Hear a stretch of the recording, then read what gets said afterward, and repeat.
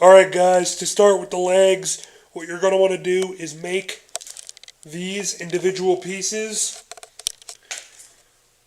They can be up to your sizing, just depending on how you made your own robot.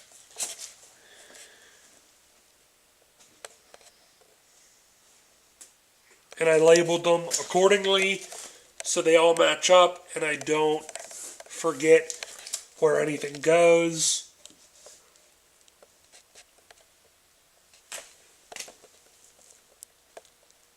So it's a lot of pieces to keep track of. So I'm just going to go one by one and glue these together and then show you how they all end up together.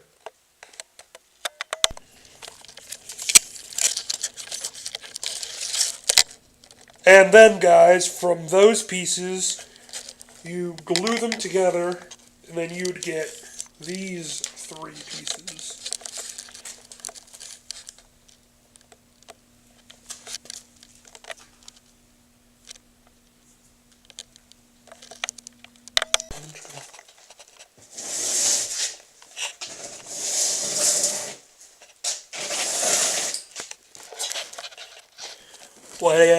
What I ended up doing was measuring down how far the legs went, made it even on both sides, and put a pipe all the way through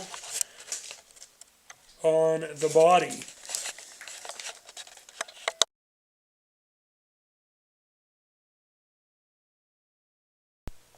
So if you can see on here, this is one of the legs on the droid.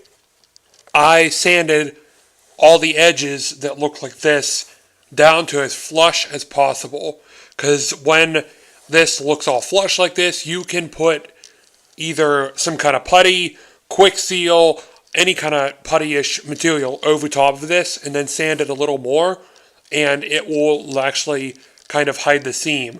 So you have to make basically every seam look something like this. So basically this seam, you have to get all this gunk and all that glue out of there and try, and try to make it look as flush as possible. You can do this, I would suggest, with a Dremel, mainly because sandpaper kind of tears up this kind of foam.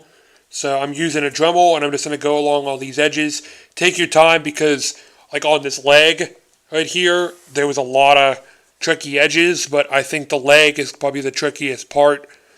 The body should be easier, so just still take your time.